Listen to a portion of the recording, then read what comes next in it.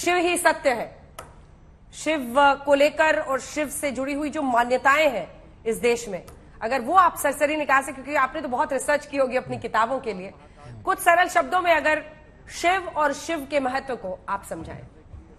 देखिए, शिव जी तो अनादि रिसर्चर के नजरिए से हम जानना चाहेंगे। नहीं, मैं रिसर्च जितना भी कर लूं, मैं शिव जी को हरदम श्रद्धालु के नजरिए से ही देखता हूँ। श्रद्धा है मेरी उनकी तरफ। मैं ओम नमः शिवाय कड़ा पहनता हूँ, रुद्राक्ष माला पहनता हूँ, शिव जी का भक्त हूं मैं। और मेरा जो परिवार है शैवाइत पंथ का है, लेकिन हम हर भगवान, हर देवी देवता की इज्जत करते हैं।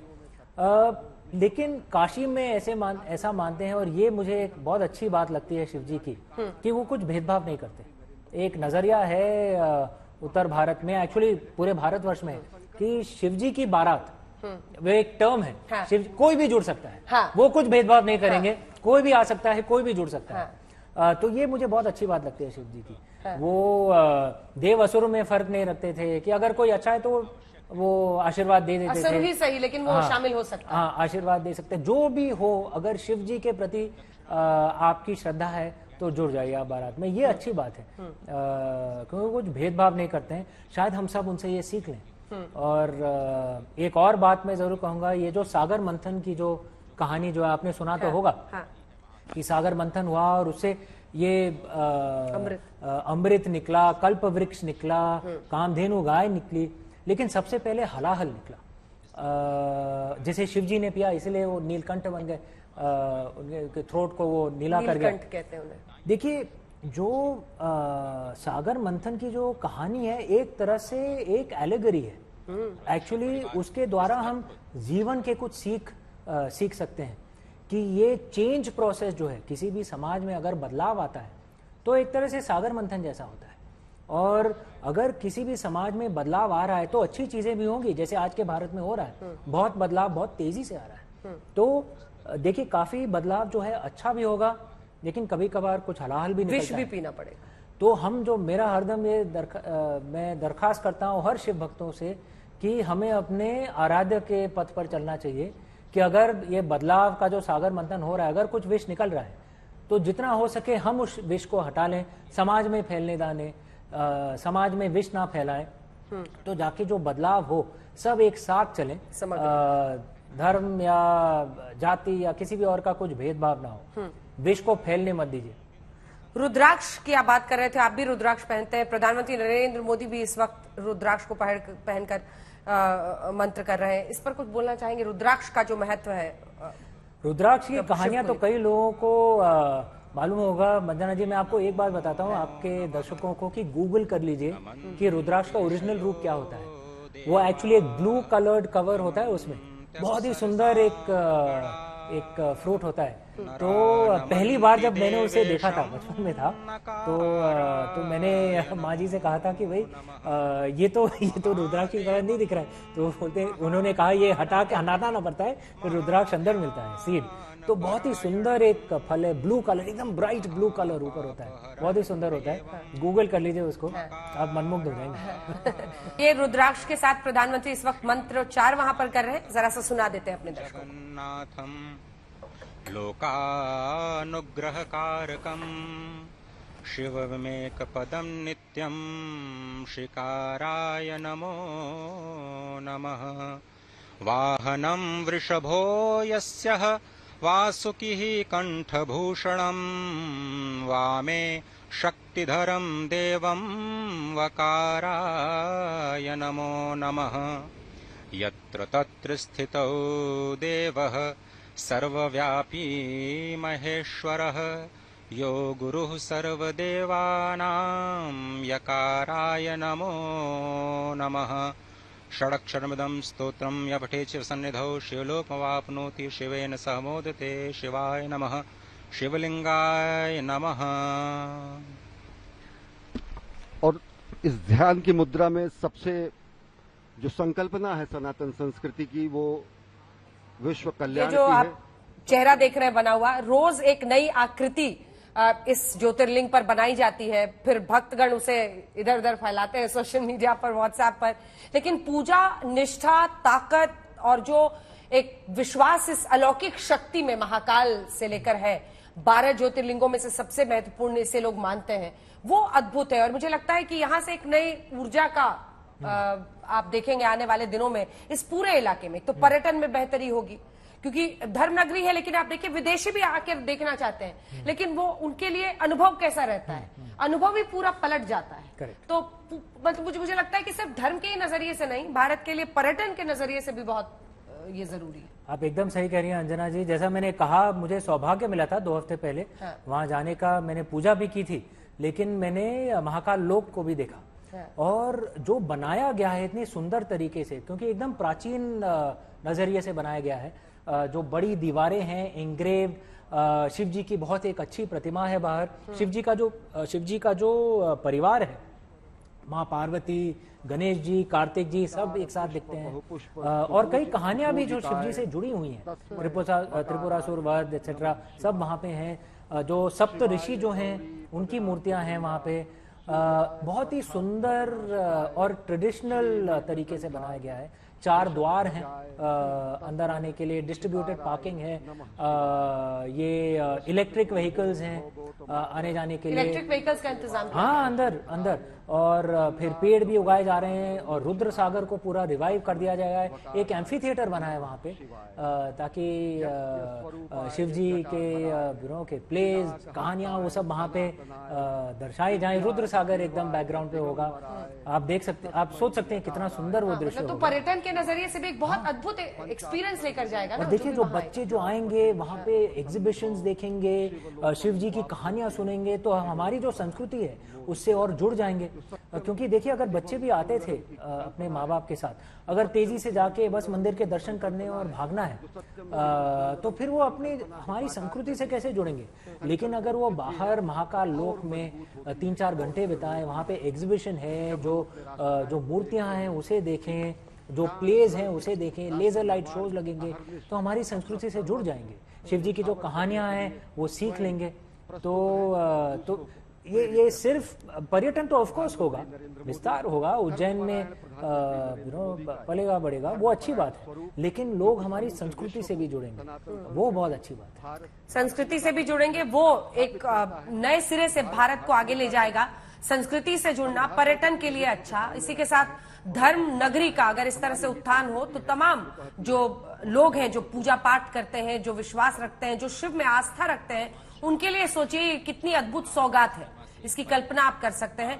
इससे पहले केदारनाथ में भी आपने देखा था प्रधानमंत्री नरेंद्र मोदी को, आपने काशी में भी देखा था, और अब पूजा करते हुए वो महाकाल के इस ज्योतिर्लिंग में आपको दिखाई दे रहे हैं इस वक्त।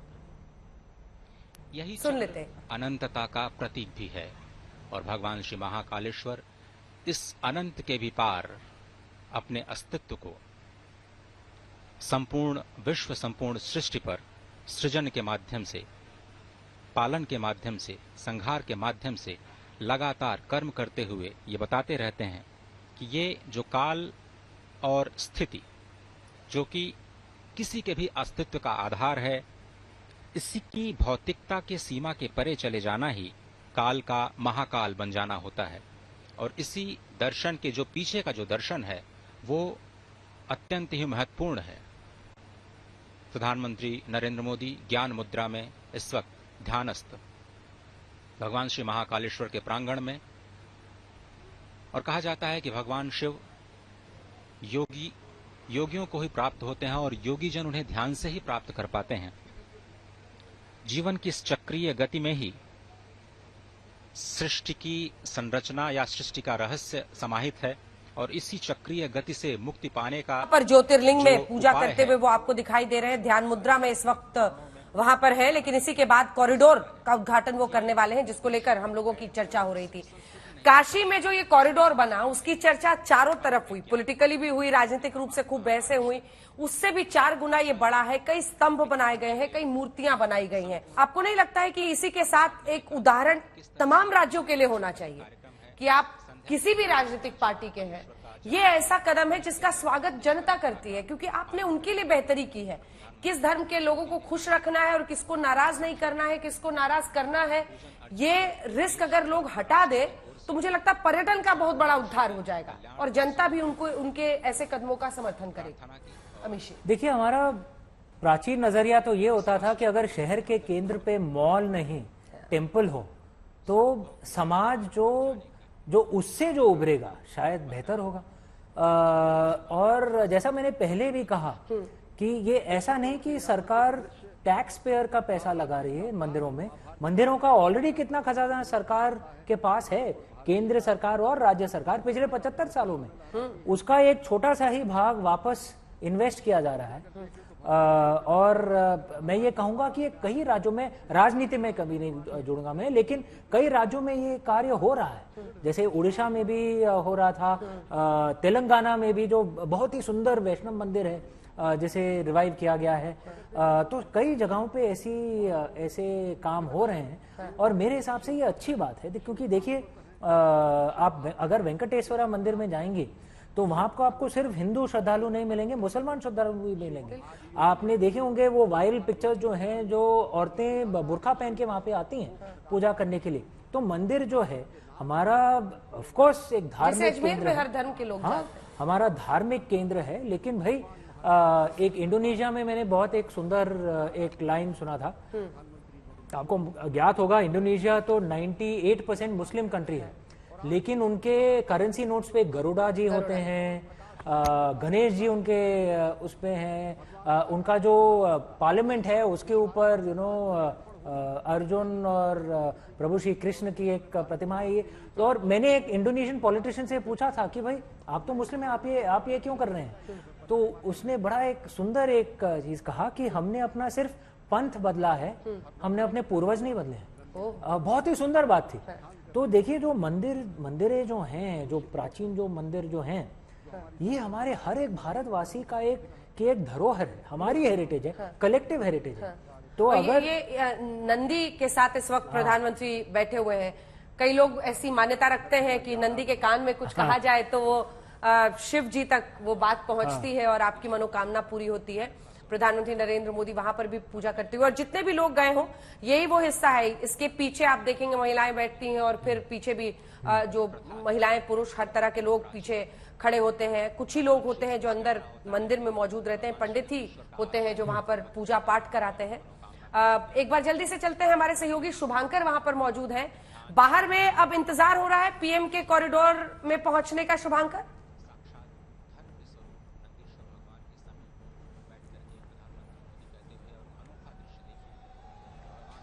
देखिए अंजना, यहाँ पर एक तरफ भक्तों का शोर है, दूसरी तरफ ये रोड है और यही वो रोड है जिसके जरिए प्रधानमंत्री नरेंद्र मोदी, जो तस्वीरें आप देख रही हैं वहां से कार्यक्रम खत्म होगा, किसी भी क्षण वहां से आएंगे और यहां से जो ये गेट आपको नजर आ रहा है यही काशी कॉरिडोर का, वो काशी कॉरिडोर नहीं माफ कीजिए, उज्जैन कॉरिडोर का गेट है जहां से प्रधानमंत्री अंदर जाएंगे। मैं आप लोगों की बातें लगातार सुन रहा था अंजना, और एक बात जो मैं कहना चाह रहा था कि ये बात हर कोई जानता है कि प्रधानमंत्री नरेंद्र मोदी भोलेनाथ के भक्त है, उनका प्रेम छिपा हुआ नहीं है, लेकिन कैसे भक्ति को लोगों के जीवन से जोड़ा जाए ये काशी कॉरिडोर और उसके बाद उज्जैन कॉरिडोर में करके दिखाया उन्होंने। ये जो भीड़ है इसमें जब आप लोगों के बीच जाते हैं तो वो ये भी कहते हैं कि अब रोजगार के साधन जो है वो बढ़ जाएंगे। अगर यहाँ पर कॉरिडोर का विकास हो रहा है 2.8 हेक्टेयर से 47 हेक्टेयर अगर ये उज्जैन का कॉरिडोर हो जाएगा तो इससे उन्हें रोजी रोटी का फायदा भी होगा। और यही वजह है कि अंधेरा यहाँ पर है, यहाँ पर पुलिस प्रशासन मुस्तैद है, लेकिन जब ये तस्वीरें आप दिखाती हैं तो हर घर की छत जो है वो भरी पड़ी है। हर कोई बस एक झलक, क्योंकि हर कोई जानता है प्रधानमंत्री का जब काफिला आएगा तो वो बहुत देर तक दिखाई नहीं पड़ेगा, वो एक नजर सिर्फ हाथ हिलाएंगे और शायद उस एक लम्हे के लिए, उस एक क्षण के लिए ये भीड़ जो है ये उत्साहित है। आप लोग बात कर रहे थे कि यहाँ पर क्या क्या चीजें खूबसूरत हैं। आप यकीन मानिए अंजना, जब आप यहाँ पर आएंगी और गेट पे जो वो ये जो कलावा हमने पहना है इससे बांधकर 15 फीट की जो शिवलिंग तैयार की गई है उसके सामने गणपति बप्पा, वो जब आप देखेंगे तो आपको उसकी भव्यता का नजारा नजर आएगा। आपने बार बार सुना होगा कि अब आधुनिक चीजों का प्रयोग किया जा रहा है, लेकिन पौराणिक चीजों के साथ साथ आप अपने मोबाइल फोन का इस्तेमाल करते हुए QR स्कैन कर सकते हैं और जो भी मूर्ति है उसमें जो भी भगवान शिव का रूप दिया गया है आपके मोबाइल में खुल जाएगा, आप ऑडियो वीडियो सुन सकते हैं। तो बस इंतजार है ये रोड का, जैसे ही हलचल होगी ये रोड पर आपको शोर नजर आएगा और भक्तों का इंतजार जो है वो खत्म हो जाएगा। कॉरिडोर जो है वो मध्य प्रदेश को, उज्जैन को और देशवासियों को समर्पित हो जाएगा।